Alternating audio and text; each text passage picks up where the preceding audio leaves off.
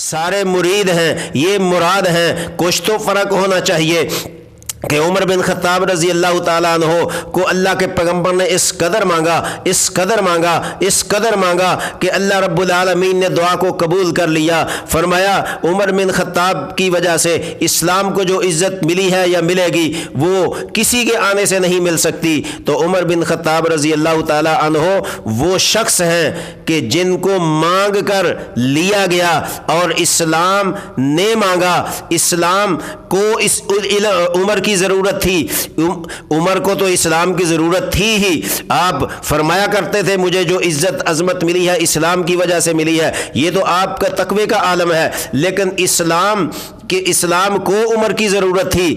میں ان لوگوں سے کہنا چاہتا ہوں کہ جو لوگ آج عمر کے بارے میں زبان دراز کرتے ہیں وہ یہ سوچے کہ عمر آیا کیسے، اسلام میں داخل کیسے ہوا، اللہ کے نبی کی کتنی دعائیں ہیں، کتنی مرادیں ہیں، کتنی تمنائیں ہیں عمر کے بارے میں کہ اللہ عمر کو عطا کر دے۔ کس لیے؟ اعز الاسلام والمسلمین، اسلام کی عزت کے لیے۔ جو نبی کو مانتا ہے عمر کو ماننا پڑے گا، جو نبی پر ایمان رکھتا ہے عمر پہ ایمان لانا ہوگا، جو نبی کو ختم نبوت مانتا ہے عمر کو ماننا ہوگا، جس نبی کا کلمہ پڑھا ہے اسی نبی کے کلمے میں عمر کو ماننا پڑے گا۔ جب تک عمر کو نہیں مانیں گے نبی پر ایمان تمہارا ثابت نہیں ہو سکتا۔ اور اگر تم کہتے ہو کہ عمر کی کوئی ویلیو نہیں، علماء کیا کہتے ہیں؟ عمر کے 3 حرف ہیں، عین میم رے۔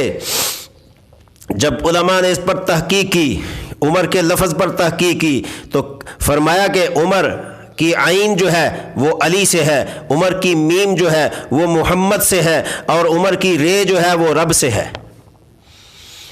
وہ کیسے؟ عین علی سے، علی نے اپنی بیٹی کا رشتہ دے کر عمر کے ایمان پر مہر لگائی اور عمر کا انتخاب کیا کہ علی کا داماد جو بن سکتا ہے وہ عمر بن خطاب بن سکتا ہے، تو عمر کی عین علی سے ہے، عمر علی کا انتخاب ہے، اور میم محمد سے ہے۔ اللہ کے پیغمبر صلی اللہ علیہ وسلم نے جب بار بار عمر کو مانگا تو گویا کہ محمد صلی اللہ علیہ وسلم کا انتخاب بھی عمر ہے، اور رے رب سے ہے۔ رب نے اللہ کے نبی کی دعا کو قبول کیا اور رب نے عمر بن خطاب کو عزت اور عظمت دی، اسلام میں داخل کیا، تو گویا کہ رے رب سے ہے۔ عمر علی کا انتخاب، عمر نبی کا انتخاب، عمر رب کا انتخاب، اور جو ایک عمر کا انکار کرے وہ ان 3 ہستیوں کا انکار کرتا ہے۔ وہ اپنے آپ کو سوچے کہ وہ عمر کا انکار کر رہے ہیں یا علی کا انکار کر رہے ہیں، وہ عمر کا انکار کرتے ہیں یا محمد کا انکار کرتے ہیں، وہ عمر کا انکار کرتے ہیں یا رب العالمین کا انکار کرتے ہیں۔ اللہ کے نزدیک تو عمر کی یہ قدر ہے کہ عمر کے آنے سے اللہ کے پیغمبر اور گویا کہ اسلام جو دار ارقم میں محصور ہو کر رہ گیا تھا اس اسلام کو باہر آنے کی جرت ملی۔ عمر کے آنے سے اسلام دار ارقم سے باہر آیا، عمر کے آنے سے اسلام دار ارقم سے نکل کر بیت اللہ تک پہنچا، عمر کے آنے سے کفار کے حوصلے پست ہو گئے، عمر کے آنے سے کفار کے جذبات ماند پڑ گئے، عمر کے آنے سے کفار کی جو سوچ تھی وہ بدل گئی، اور عمر کے آنے سے وہ کفار کے اندر مایوسی پھیلی، عمر کے آنے سے کفار معصوم، کفار گویا کہ مظلوم اور معصوم نہیں بلکہ کفار مایوس ہو گئے کہ اب اسلام کو پھیلنے سے کوئی دنیا کی طاقت نہیں روک سکتی۔ تو سامعین، یہ عمر رضی اللہ تعالی عنہ ہیں، اور جب اللہ کے نبی صلی اللہ علیہ وسلم نے ہجرت کی مدینے کی طرف تو سارے صحابہ ہجرت کر کے تشریف لے گئے۔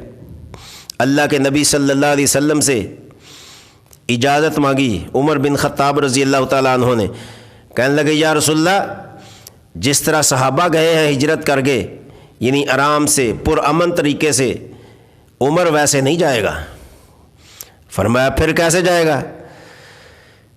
عرض کی یا رسول اللہ صلی اللہ علیہ وسلم، عمر ہجرت اس وقت کرے گا کہ مکے کی تمام گلیوں میں اعلان کروں گا کہ عمر آج ہجرت کر کے جا رہا ہے، اور عمر کبھی ہجرت نہ کرتا اگر میرا نبی اجازت نہ دیتا، عمر کبھی ہجرت نہ کرتا اگر اللہ کے پیغمبر اجازت نہ دیتے، عمر کبھی ہجرت نہ کرتا اگر نبی ہجرت نہ کرتے، عمر کبھی مکہ نہ چھوڑتا اگر اللہ کے نبی مکہ نہ چھوڑتے، عمر کبھی ان گلیوں کو خیر و بات نہ کہتا اگر اللہ کے نبی ان گلیوں کو خیر و بات نہ کہتے۔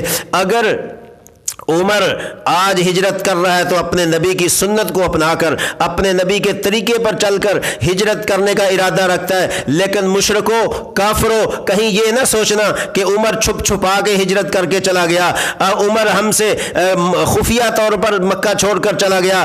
آج عمر مکے کی گلیوں میں موجود ہے، میں ہجرت کرنے جا رہا ہوں، اگر کسی میں جرت ہے، ہمت ہے، اگر کسی میں طاقت ہے تو عمر کو روک کر دکھاؤ۔ ہاں، اگر کسی نے روکنا ہے تو باہر آئے، گھر سے باہر آئے۔ اگر کسی نے اپنی بیویوں کو بیوہ کروانا ہے، بچوں کو یتیم کروانا ہے اور اپنے آپ کو دنیا سے مٹانا ہے، وہ آئے عمر کے مقابلہ میں، عمر کو روک کر دکھائے۔ اگر میرے نبی کا حکم نہ ہوتا میں کبھی مکہ نہ چھوڑتا، میں اپنے نبی کے کہنے پر مکہ چھوڑ رہا ہوں، اگر کسی کو روکنے کی جرت ہے تو سامنے آئے۔ عمر بن خطاب رضی اللہ تعالی عنہ جو ولولہ اور طاقت کفر میں تھی وہ بدل کر اسلام میں آ چکی ہے۔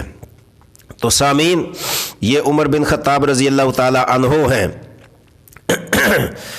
جن کا عدل، جن کے عدل کو دیکھنے کے لیے دنیا گواہ ہے کہ جو عدل عمر بن خطاب نے قائم کیا اس عدل کی مثال نہیں مل سکتی۔ تو بہرکیف عمر کی رضی اللہ تعالیٰ عنہ کی واقعات و حالات اس قدر ہیں کہ تاریخ لکھنے سے قاصر ہے، اس لیے کہ عمر بن خطاب رضی اللہ تعالیٰ عنہ وہ حکمران ہے جس کو اللہ تعالیٰ نے عناصر اربع کی حکمرانی عطا کی ہے۔ عناصر اربع کی حکمرانی، عناصر اربع کیا ہیں؟ آگ، پانی، ہوا، مٹی، یہ چار چیزیں جس پر اللہ کی حکومت ہے۔ اور میری اس بات سے یہ نہ سمجھنا کہ عمر کو عناصر اربع پر اگر حکمرانی دی ہے اللہ تبارک و تعالیٰ نے تو کیا عمر ابو بکر سے بڑھ گیا؟ کیا عمر اللہ کے نبی سے بڑھ گیا؟ کیا عمر اللہ کے مقابلے میں آ گیا؟ نہیں، یہ عطا ہے اللہ کی طرف سے اور اللہ کے رسول صلی اللہ علیہ وسلم کی طرف سے۔ سلیمان علیہ السلام کو وہ حکمرانی ملی جو نہ ان سے پہلے کسی کو ملی نہ ان کے بعد کسی کو ملے گی۔ تو کیا سلیمان علیہ السلام اللہ سے بڑھ گئے؟ کیا داؤد علیہ السلام سے بڑھ گئے؟ یہ بات نہیں۔